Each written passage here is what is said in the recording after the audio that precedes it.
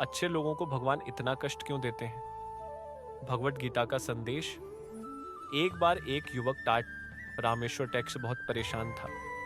वह एक ईमानदार, दयालु और मेहनती व्यक्ति था।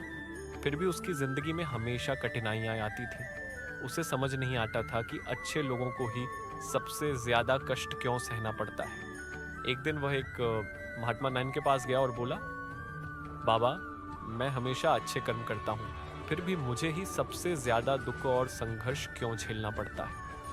क्या भगवान अच्छे लोगों को ही कष्ट देते हैं? महात्मा मुस्कुराए और बोले, बेटा, यह प्रश्न सिर्फ तुम्हारा नहीं बल्कि हर सच्चे और अच्छे इंसान का है। इसका उत्तर तुम्हें श्रीमद् भगवत गीता कुवलीन में मिलेगा। कालनमल वैद। कष्ट क्यों आते हैं? कर्म का सिद्धांत। महात्मा बोले, भगवान श्री कृष्ण ने गीता में कहा है कि यह संसार कर्मों के नियम पर चलता है। जो जैसा कर्म करता है वैसा ही फल पाता है। भगवत गीता में श्री कृष्ण कहते हैं, कर्मण्येवाधिकारस्ते मां फलेषु कदाचन। तुम्हारा अधिकार केवल कर्म करने में है, लेकिन फल की चिंता मत करो। इसका अर्थ है कि अच्छे लोगों को भी अपने कर्मों के अनुसार कष्ट झेलने पड़ सकते हैं। यह उनके अतीत या पिछले जन्म के कर्मों का परिणाम हो सकता है। रामेश्वर ने पूछा, अगर अच्छे लोग बुरे कर्म नहीं करते तो उन्हें कष्ट क्यों मिलता है?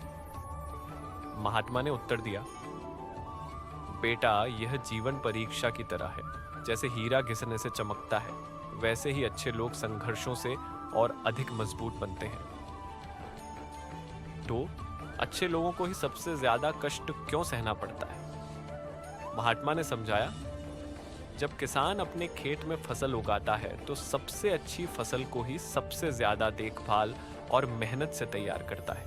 उसी तरह जब भगवान किसी व्यक्ति को महान बनाना चाहते हैं तो उसे कष्टों की अग्नि में तपाते हैं। भगवान श्री कृष्ण गीता में कहते हैं, दुःखेष्वनुद्विग्नमना सुखेषु विगतस्पृह। जो व्यक्ति दुख में विचलित नहीं होता और सुख में अहंकार नहीं करता, वही सच्चा योगी है। अच्छे लोग जब कठिनाइयों से गुजरते हैं तो वे धैर्य, सहनशीलता और सच्ची आस्था का उदाहरण बनते हैं। कष्टों से बाहर कैसे निकला जाए? रामेश्वर ने पूछा, अगर कष्टों से बचा नहीं जा सकता तो हमें क्या करना चाहिए? महात्मा ने उत्तर दिया, भगवत गीता हमें सिखाती है कि हमें कष्टों से डरना नहीं चाहिए बल्कि उनका सामना करना चाहिए। गीता के प्रमुख संदेश। कष्टों को जीवन का हिस्सा मानें, धैर्य रखें और भगवान पर विश्वास करें। असफलता से सीखें और निराश न हों। कर्म करते रहें, परिणाम की चिंता न करें। भगवान श्री कृष्ण ने अर्जुन से कहा, सुख दुख, लाभ हानि और जीत हार को समान मानो और बिना किसी चिंता के अपना कर्म करो। अर्घ 4। निष्कर्ष, अच्छे लोगों के लिए कष्ट आशीर्वाद होते हैं। रामेश्वर को अब समझ आ गया था कि अच्छे लोगों को ज्यादा कष्ट इसीलिए सहने पड़ते हैं क्योंकि वे दूसरों के लिए उदाहरण बनते हैं। भगवान श्री कृष्ण का संदेश है, जो हुआ अच्छा हुआ, जो हो रहा है अच्छा हो रहा है, जो होगा वह भी अच्छा ही होगा।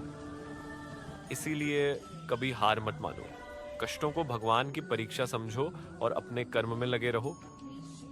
एक दिन सब अच्छा होगा।